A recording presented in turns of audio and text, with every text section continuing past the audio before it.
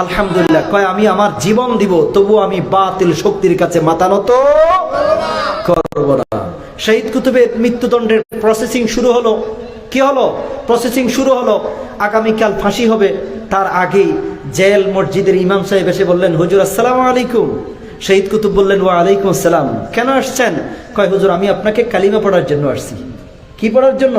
কালিমা পড়ানোর জন্য আসছি হুজুর। শহীদ কুতুব বললেন, ও তাই নাকি? তো আপনি আমাকে কালিমা পড়ান। আপনি কি করেন? কয়, হুজুর এভাবে আমি মৃত্যুদণ্ডপ্রাপ্ত আসামিদেরকে কালিমা পড়াই, মসজিদের ইমামতি করি। তো শহীদ কুতুব বললেন, আপনি কি পান বিনিময়ে? সরকারের কাছ থেকে কি পান?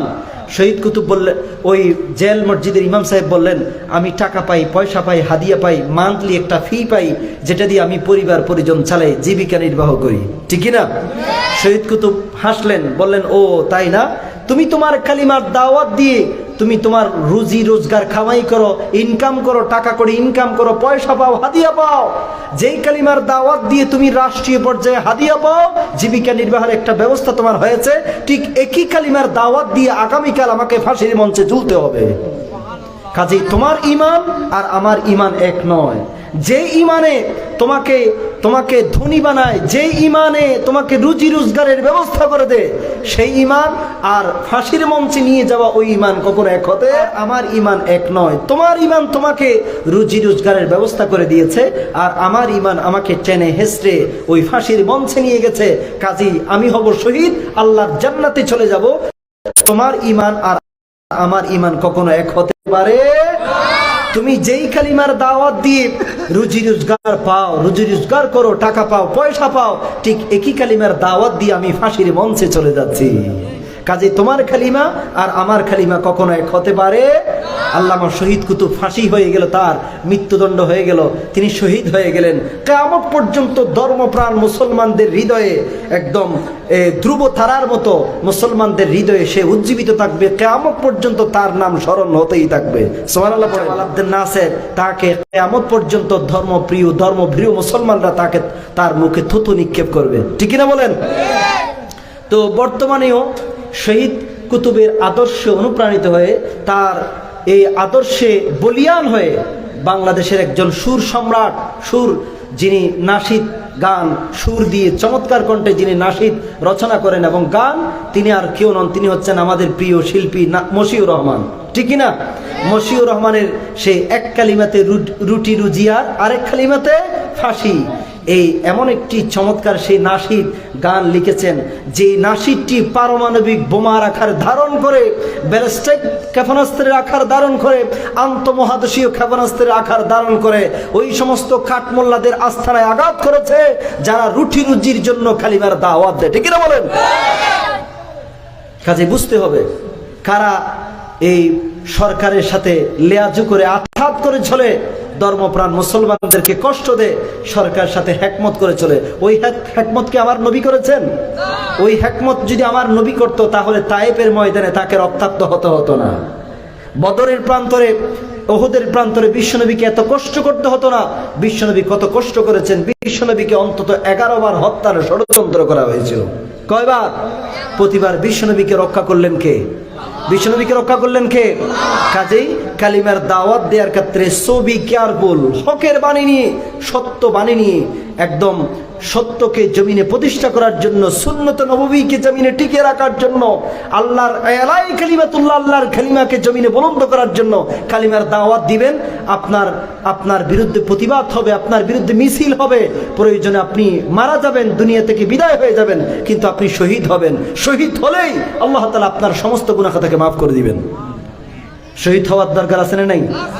আমাকে শহীদ করে সেই মিছিলে শামিল করে নিও, যেই মিছিলের নেতা আমির হামজা, খুবাইব খাবা, আল্লাহর ছিল যা অতি প্রিয়, শামিল করে নিও। বলুন, আমাকে শহীদ করে সেই মিছিলে শামিল করে নিও। আমিন। যাই হোক, আমি আপনাদের সামনে কোরআন আল করিম থেকে ছোট্ট একটি আয়াতের টুকরা পড়েছি। সেই আয়াতটি হচ্ছে এই যে, চলুন শুরু করা যাক। আউযু বিল্লাহি মিনাশ শাইতানির রাজিম। বিসমিল্লাহির রাহমানির রহিম। ওয়া ইন্নাকা লাআলা খুলুকিন আযীম। জোরে বলেন আল্লাহু আকবার। আল্লাহ বললেন, নবী হে, আমি আপনাকে উত্তম চরিত্র দিয়েছি, যেই চরিত্রটি পৃথিবীর কোনো মানুষের সাথে মিলে না। একজন মহান চরিত্রের উপর আমি আপনাকে অধিষ্ঠিত করেছি। আল্লাহু আকবার। বিশ্বনবীর চরিত্রের নাম হচ্ছে খুলকে আযীম। কি নাম? খুলকে আযীম। ওয়া ইন্নাকা লাআলা খুলুকিন আযীম। নবী হে, আমি আপনাকে উত্তম চরিত্রের উপর অধিষ্ঠিত করেছি, প্রতিষ্ঠিত করেছি। আল্লাহু আকবার। চরিত্র 3 ভাগে বিভক্ত। কয় ভাগে? আপনারা কি আলোচনা বুঝতেছেন? কষ্ট হচ্ছে? আমি আরেকটু ভেতরে ঢোকার চেষ্টা করবো, ইনশাআল্লাহ আপনারা বুঝবেন। চরিত্র কয় ভাগে বিভক্ত? 3 ভাগে। একটি হচ্ছে পজিটিভ ডিগ্রি, কম্পারেটিভ ডিগ্রি, তারপর সুপারলেটিভ ডিগ্রি। পজিটিভ ডিগ্রি হচ্ছে আখলাকে হাসানা। আখলাকে হাসানা। কেউ আপনাকে একটি থাপ্পড় দিয়েছে, আপনি একটি থাপ্পড় দিলেন, প্রতিশোধ গ্রহণ করলেন। ইসলাম কিন্তু প্রতিশোধ গ্রহণ করার অনুমতি দেয়, কিন্তু ইসলাম চরমভাবে নিরুৎসাহিত করেছে। ইসলাম বলে, তোমাকে কেউ থাপ্পড় মেরেছে, তুমি তাকে ক্ষমা করে দাও। কি করে দাও? ক্ষমা করে দাও। এটির নাম হচ্ছে আখলাকে হাসানা। বর্তমানে কি আখলাকে হাসানা আছে? কেউ আপনাকে একটা লাথি দিয়েছে, আপনি 14টা লাথি দেন কিনা? কেউ আপনাকে একটা থাপ্পড় দিয়েছে, আপনি 14টা থাপ্পড় দেন কিনা? বর্তমানে আখলাকে হাসানা নেই, ঠিক কিনা বলেন? এরপরে আরেকটি হচ্ছে আখলাকে করিমা। কেউ আপনাকে একটি থাপ্পড় দিয়েছে, আপনি তাকে রিপ্লাই থাপ্পড় দেননি, তাকে ক্ষমা করে দিয়েছেন। এটির নাম হচ্ছে আখলাকে করিমা। আখলাকে করিমা, এটি ইসলাম সমর্থন করে। ইসলাম বলে, কেউ তোমাকে আঘাত করেছে, পারলে তাকে ক্ষমা করে দাও, ক্ষমার নজির স্থাপন করো। বিশ্বনবী তাই করতেন, তিনি ক্ষমা করে দিতেন। আখলাকে হাসানা, আখলাকে করিমা। আর একটি হচ্ছে আখলাকে আযীমা, খুলকা আযীম। খুলকা আযীম মানে হচ্ছে, আপনি আমাকে একটি থাপ্পড় মারলেন, একটি লাথি দিলেন, আমি আপনাকে লাথি মারবো না, আমি আপনাকে ক্ষমা করে দিয়েছি। শুধু তাই নয়, ক্ষমা করে দেওয়ার পরে আপনার হেদায়েতের জন্য, আপনাকে যাতে আল্লাহ তাআলা ক্ষমা করে দেন, আপনার হেদায়েতের জন্য আমি আল্লাহর কাছে দোয়া করেছি। অর্থাৎ বিশ্বনবীকে যদি কেউ আঘাত করে, বিশ্বনবী তাকে ক্ষমা করে দিতেন এবং তার হেদায়েতের জন্য আল্লাহর কাছে দোয়া করতেন। এই মহান চরিত্রের উপর আল্লাহ তাআলা বিশ্বনবীকে প্রতিষ্ঠিত করেছেন। আল্লাহু আকবার। এই জন্য রব্বুল আলামিন বলেন, ওয়া ইন্নাকা লাআলা খুলুকিন আযীম। রব্বুল আলামিন বলেন, না নবী, আপনার চরিত্র পৃথিবীর কোনো চেয়ারম্যানের চরিত্রের মতো নয়, পৃথিবীর কোনো মেম্বারের চরিত্রের মতো নয়। কোনো কবি, কোনো সাহিত্যিক, কোনো মেম্বার, কোনো জজ, ব্যারিস্টার, ম্যাজিস্ট্রেট, সাহিত্যিক, বুদ্ধিজীবী, প্রাইম মিনিস্টার, কোনো দেশের মন্ত্রী, এমপির মতো নয়। আপনি হচ্ছেন মহান চরিত্রের উপর প্রতিষ্ঠিত। কি চমৎকার চরিত্র বিশ্বনবীর! বিশ্বনবীর চরিত্রে মুগ্ধ হয়ে হাজার হাজার নন মুসলিম কালিমা পড়ে মুসলমান হয়ে যাচ্ছে। বিশ্বনবীর চরিত্র দিয়ে, নিজের চরিত্র দিয়ে পুরো বিশ্বের মানুষের মন জয় করেছে। Watch attractive poetess! বিশ্বনবী কি চমৎকার নবী ছিলেন! বিশ্বনবী এত সুন্দর সুন্দর কথা বলতেন। বিশ্বনবীর কথায় মুগ্ধ হয়ে কাফের এবং মুশরিক ইহুদিরা কালিমা পড়ে মুসলমান হয়ে যাচ্ছে। আমরা বিশ্বনবীর অনুসারী, আমাদেরকে এভাবে কওলাল লাইয়িনা কওলাম মারুফা, সুন্দর সুন্দর কথা বলে মুসলমান ও নন মুসলিমকে কালিমার দাওয়াত দিতে হবে। ইনশাআল্লাহ নিকটতম ভবিষ্যতে যে আগামীর যে প্রজন্মটি, বৃহত্তর একটি প্রজন্ম সারা বিশ্বে গড়ে উঠবে, সেই প্রজন্মের নাম হচ্ছে মুসলমান প্রজন্ম। সুবহানাল্লাহ বলবেন না?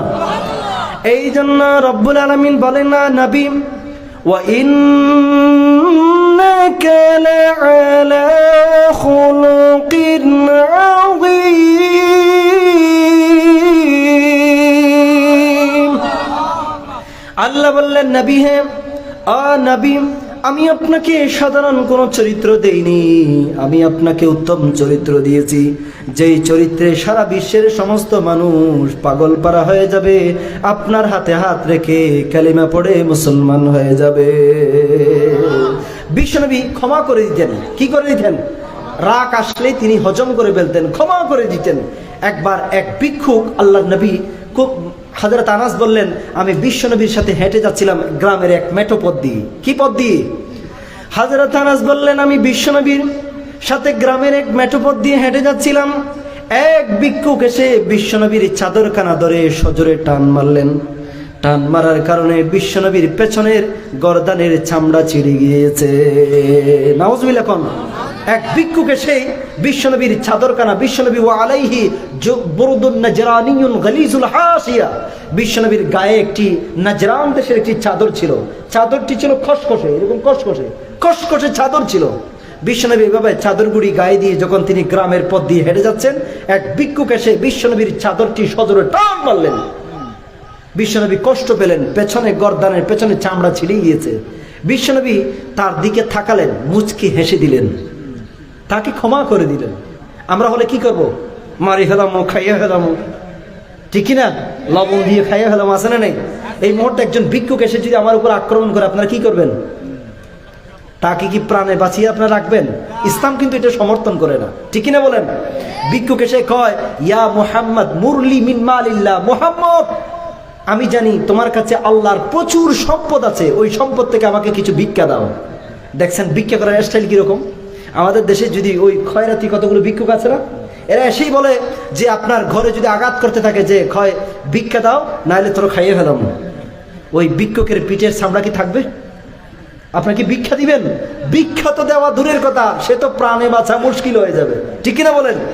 বিশ্বনবী কি করলেন? দয়ার নবী, মায়ার নবী, তিনি ক্ষমা করে দিয়েছেন। তার দিকে হাসলেন, কি তার দিকে ফালতাফাতা ইলান নবী সাল্লাল্লাহু আলাইহি ওয়াসাল্লাম, বিশ্বনবী তার দিকে তাকালেন, তাকে ক্ষমা করে দিলেন, মুচকি হাসলেন, সাহাবীদেরকে বললেন, ওই ভিক্ষুককে বাইতুল মাল থেকে কিছু সম্পদ দিয়ে দাও। কি দিয়ে দাও?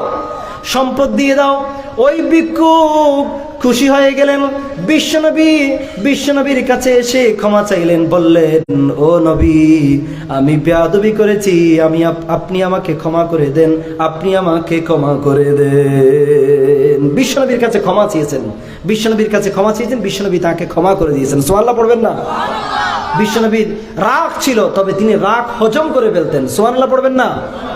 আবার একজন ওয়াজা আরাবিয়ুন ইলা মসজিদে নববী, মসজিদে নববীতে একজন আরবি, আরবি মানে হচ্ছে একজন গ্রাম্য ব্যক্তি, আরবি না, আরবি, আরবি মানে হচ্ছে গ্রাম্য ব্যক্তি, অশিক্ষিত মানুষ। আমাদের দেশে গ্রাম্য মানুষ অশিক্ষিত হয় না, ওই যে লেখাপড়া জানে না, তারপরে কিভাবে কথা বলতে হয় পুলিশের সাথে, বিভিন্ন ওই উচ্চশিক্ষিত ব্যক্তিদের সাথে কিভাবে কথা বলতে হয়, এমপির সাথে কিভাবে কথা বলতে হয়, মন্ত্রীর সাথে কিভাবে কথা বলতে হয়, এই কি জানে? এক গ্রাম্য ব্যক্তি এসেই মসজিদে নববীতে পেশাব করা শুরু করে দিয়েছে। নাউজুবিল্লাহ। বিশ্বনবী মসজিদে বসা ছিলেন, সাহাবীরা তাকে মারতে উদ্যত হলেন। বিশ্বনবীর সাহাবীরা লাঠি নিয়ে তাকে মারতে শুরু করবে, তাকে মারতে আরম্ভ করবে। ওই সময় বিশ্বনবী বললেন, খবরদার, তাকে মেরো না, তাকে পেশাব করতে দাও। ওই গ্রাম্য ব্যক্তি মসজিদে নববীতে পেশাব করেছে। পেশাব করার পরে বিশ্বনবী তার নবুয়তি হাতে ওই পেশাবটুকু পরিষ্কার করেছে। বিশ্বনবী নবুয়তি হাতে ওই পেশাবগুলো মসজিদে নববী থেকে পরিষ্কার করেছে। ওই অবশেষে কিছুদিন পরে ওই গ্রাম্য ব্যক্তি বিশ্বনবীর কাছে এসে ক্ষমা চেয়েছে। সুবহানাল্লাহ পড়বেন না? তাকে মেরো না, সে ভুল বুঝেছে। কিছুদিন পরে বিশ্বনবীর হাতে হাত রেখে কালিমা পড়ে সে মুসলমান হয়ে গেছে। এ কি সোজা কথা? বিশ্বনবী শুধু ক্ষমা করে দিতেন। এক পাওনাদার এসে বিশ্বনবীকে গালিগালাজ করতে শুরু করলেন, বললেন, না নবী, তুমি কিসের নবী? আমি মনে করি তুমি ভণ্ড নবী, তুমি নবী না, তুমি মিথ্যাবাদী নবী, তুমি চরিত্রহীন নবী। নাউজুবিল্লাহ। তুমি আমার পাওনা দাও, না হলে তোমাকে আঘাত করব। বিশ্বনবী তাকে পাওনা দেওয়ার কথা ছিল 2 দিন পরে, সে আসছে 2 দিন আগে। কয়দিন আগে? 2 দিন আগে। বিশ্বনবী বললেন, আমি আমার চুক্তিপত্রে লিখে রেখেছি, তুমি 2 দিন পরে তোমার টাকাগুলো আমি বুঝিয়ে দিব। ইহুদি বললেন, ও নবী, ও ভণ্ড নবী, তুমি আমাকে আজকেই টাকা দিয়ে দাও, আজকে দিয়ে দিতে হবে, খবরদার, আমি পিছপা হব না। বিশ্বনবী এক সাহাবীকে বললেন, ওই ইহুদিকে তুমি কি দিয়ে দাও? টাকা দিয়ে দাও। আমার পক্ষ থেকে কে আছে এমন যে আমার পক্ষে জামিন হবে? এক সাহাবী দাঁড়িয়ে গেলেন, বললেন, হুজুর, আপনার পাওনা আমি শোধ করবো। আল্লাহু আকবার। ওই ইহুদিকে পাওনা শোধ করলেন। ইহুদি আবার কাঁদতে শুরু করলেন। ইহুদি কাঁদতে শুরু করলেন, ও নবী, আমি আপনার মেজাজ পরীক্ষা করেছি, আমি আপনার রাগ পরীক্ষা করেছি, আমি সাক্ষ্য দিলাম আপনি নিঃসন্দেহে আল্লাহর রাসূল। বিশ্ব নবীর কাছে ক্ষমা চাইতে শুরু করলেন, বললেন, না নবী, বেয়াদবি করে ফেলেছি, আপনি আমাকে ক্ষমা করে দেন। ও নবী, আমি আর অন্ধকারে থাকতে চাই না, আপনি আমাকে কালিমা পড়াই দেন, আমি কালিমা পড়ে মুসলমান হয়ে যাব।